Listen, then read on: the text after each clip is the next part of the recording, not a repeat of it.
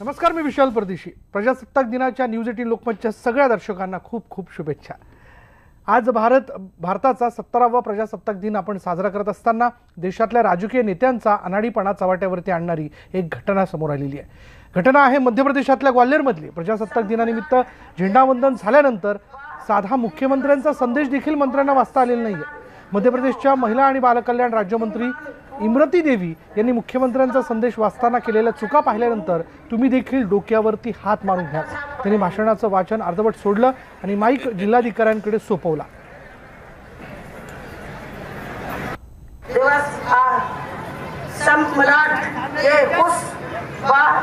दिवस को और सेनानियों का कीर्तिमान पूर्ण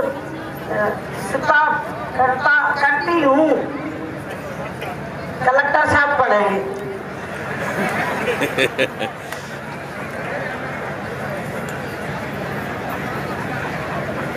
दिवस सम्राट के उस दिवस को और सेनानियों का कीर्तिमान पूर्ण करती हूँ। कलेक्टर साहब पढ़ेंगे।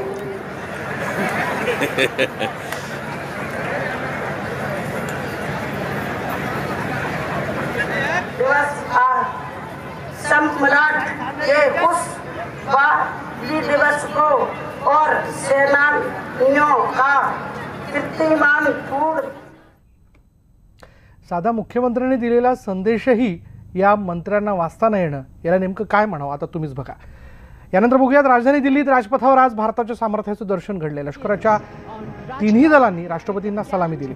दक्षिण आफ्रिकेचे अध्यक्ष सिरिल रामफोसा हे यावेळच्या प्रजासत्ताक दिनाचे प्रमुख पाहुणे होते। राजपथावर तिन्ही सैन्य दलाचं शक्ती प्रदर्शन करण्यात आलं आणि यावेळी सैन्य दलाने दिमाखदार संचलन केलं। प्रजासत्ताक दिनाच्या संचलनात राजपथावर महाराष्ट्राच्या चित्ररथानं अनेकांचं लक्ष वेधलं। या चित्ररथामधून यंदा भारत छोडो आंदोलनाची झलक पाहायला मिळाली आहे।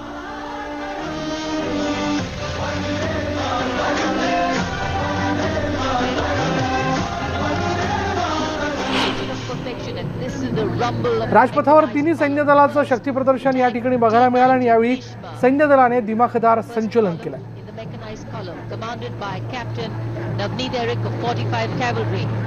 The tank can fire laser-guided missiles and engage targets at distances above realizing growth and eternal life.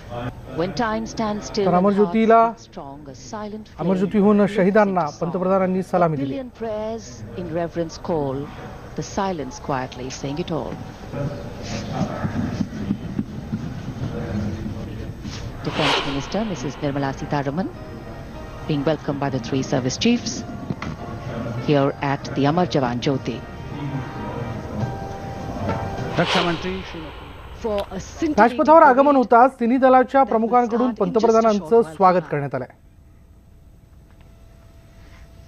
माननीय प्रधानमंत्री श्री नरेंद्र मोदी जी का शुभागमन।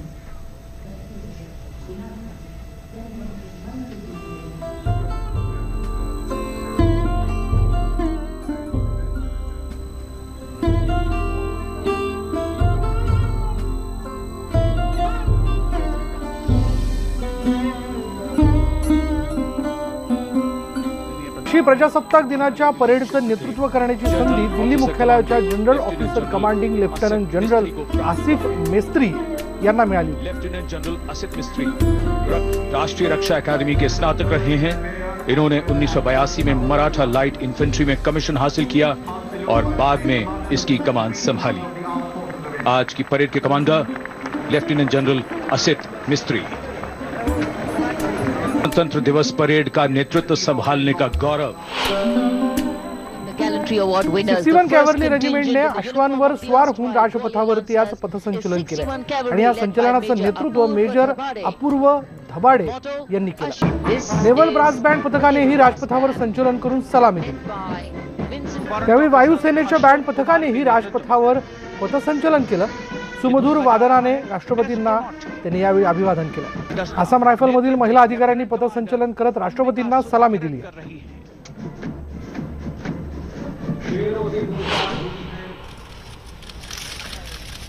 आणि आजच्या प्रजासत्ताक दिनाच्या निमित्ताने जो चहापानाचा कार्यक्रम आयोजित केला जातो, ज्यामध्ये सगळेच संसदेचे सदस्य हे येत असतात। राष्ट्रपती भवनात हा कार्यक्रम पार पडतो।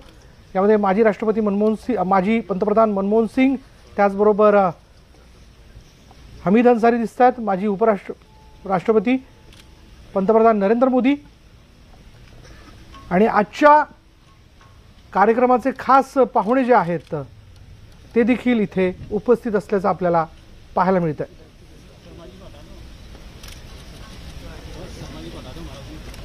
राष्ट्रपती भवनात हा चहापानाचा कार्यक्रम पार पडत असतो।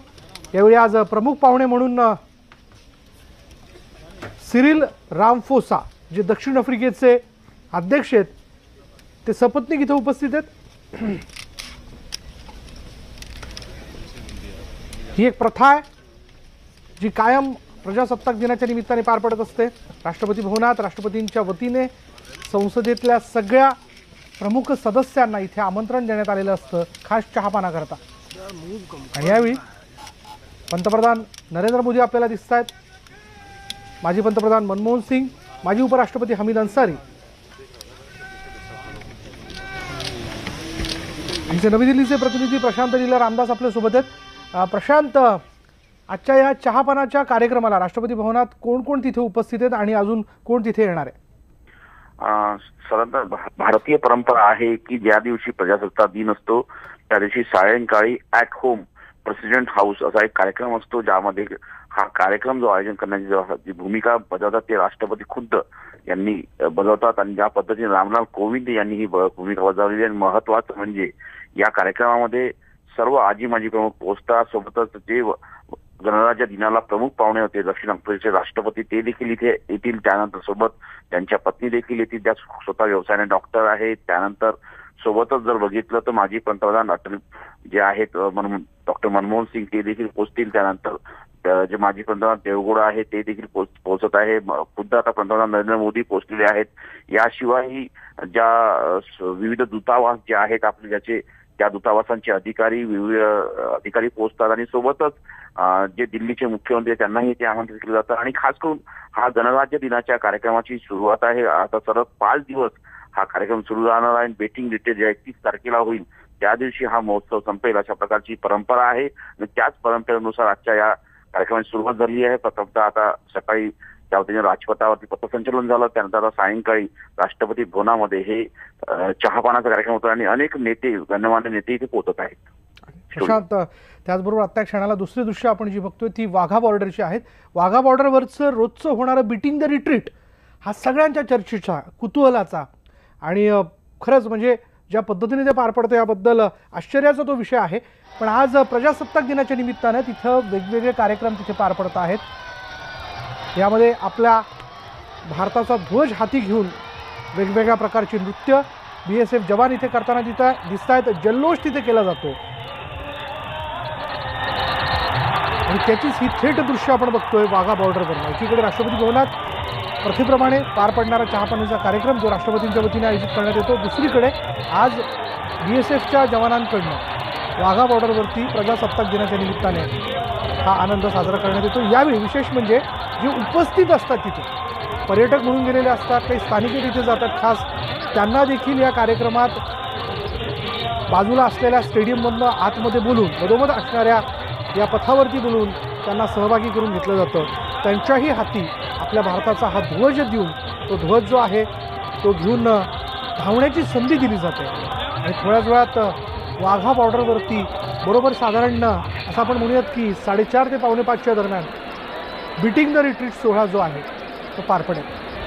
एकीकडे राष्ट्रपती भवन, दुसरीकडे वाघा बॉर्डरवरचा हा आनंद।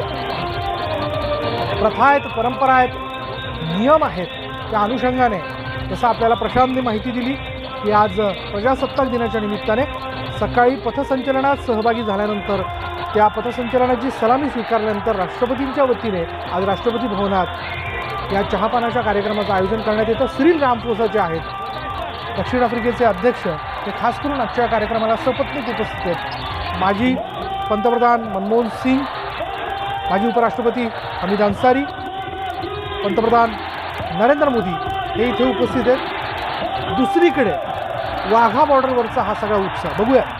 वाघा बॉर्डरवरची आपण ही दृश्य बघत होतो. तेच दुसरीकडे आत्ता ही राष्ट्रपती भवनातली दृश्य आहेत. राष्ट्रपती भवनात आज दक्षिण आफ्रिकेचे अध्यक्ष रामफोसा, सिरिल रामफोसा हे प्रमुख पाहुणे म्हणून उपस्थित आहेत. प्रथेप्रमाणे दरवर्षी प्रजासत्ताक दिनाच्या सायंकाळी राष्ट्रपती भवनात चहापानाचा कार्यक्रम आयोजित करण्यात आलेला असतो. यावेळी आजच्या या प्रजासत्ताक दिनाच्या निमित्ताने पंतप्रधान नरेंद्र मोदी, त्याचबरोबर माजी पंतप्रधान मनमोहन सिंग आणि इतरही मान्यवर जे आहेत ते आवर्जून उपस्थित असतात. यावेळी राष्ट्रपतींच्या वतीने होणाऱ्या कार्यक्रमात राष्ट्रपतींचं आगमन झाल्यानंतर आलेल्या सगळ्या पाहुण्यांचं ते हस्तांदोलन करून स्वागत करतात. तोच हा कार्यक्रम आत्ता या क्षणाला राष्ट्रपती भवनच्या लॉनवरती पार पडताना आपण बघतोय. महत्त्वाचे नेते या कार्यक्रमाला उपस्थित आहेत. इतरही मान्यवर, संसदेतले सदस्य, केंद्रीय राज्यमंत्री, कॅबिनेट मंत्री ते देखील उपस्थित असल्याचं बघायला मिळतंय. आणि हा कार्यक्रम खास राष्ट्रपतींच्या वतीने आयोजित करण्यात आलेला असतो. काही संकेत आहेत, प्रथा आहेत. सकाळी पथसंचलन जे झालं त्यात तिन्ही दलांच्या वतीने मानवंदना स्वीकारल्यानंतर राष्ट्रपती प्रथेप्रमाणे राष्ट्रपती भवनात सायंकाळी या चहापानाच्या कार्यक्रमाचं आयोजन करत असतात.